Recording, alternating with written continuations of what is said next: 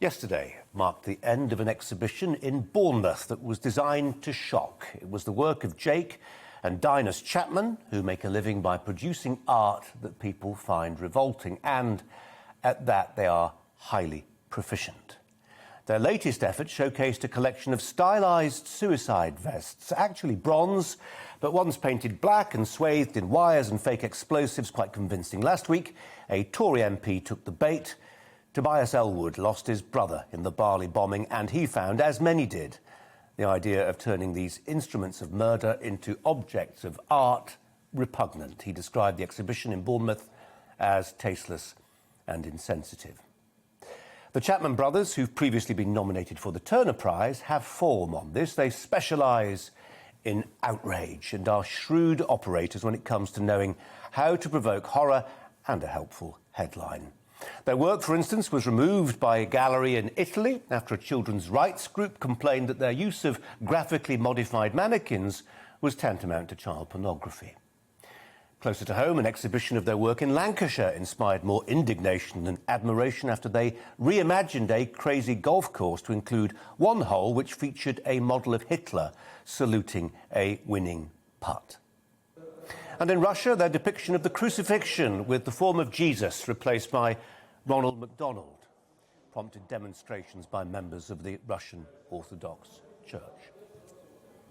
For the record, I think the Chapmans' work is meretricious, exploitative and grubby. I'm entitled to my view, and like it or not, they are entitled to put on shows like theirs, no matter how objectionable in a free society that is the deal.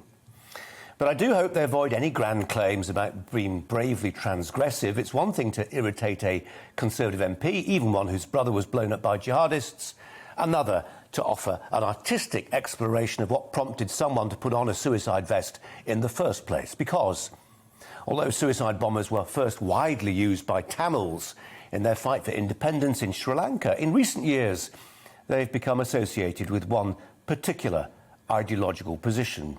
Why is it then, do you think, that the Chapman brothers seem to be limiting their artistic study of suicide vests? After all, as their past works have shown, they seem very happy ridiculing the follies of organised religion. Might it be that they've calculated that it's one thing to offend Christians and Jews, but wise not to antagonise anyone who might feel that suicide bombing actually isn't such a bad thing? Could it be that they are part of a cohort of artists and comedians who like to consider themselves as plucky convention defiers, slayers of sacred cows, but who actually draw the line at poking fun at Islamists? They know how that might end. Personally, I don't see why people have to go out of their way to mock religion. As a God-bothering Catholic, I don't like it, even as I can see lots of things that have been done in the name of my faith that are worthy of mockery. So I understand more than some, perhaps, why a fair few Muslims are sensitive to satire when it's aimed at their faith. But I would defend the right of other people, braver people than me, who don't feel that way. You might think that the Chapman brothers, with their Ronald McDonald Christ and Hitler crazy golf, would turn their twisted artistic thoughts to this. Instead, they depict suicide vests almost as inanimate objects, devoid of a body, yes, but also missing a guiding mind or theology. As I say, I don't blame them for this, just so long as they don't pass themselves off as heroic paragons of free expression.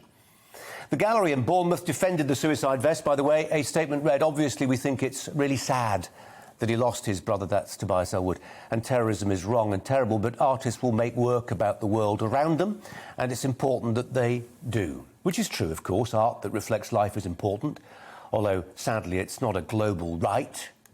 I say this because, as they were getting ready to dismantle the Chapman suicide vest exhibition in Bournemouth, the Taliban were murdering young people at a party in Afghanistan.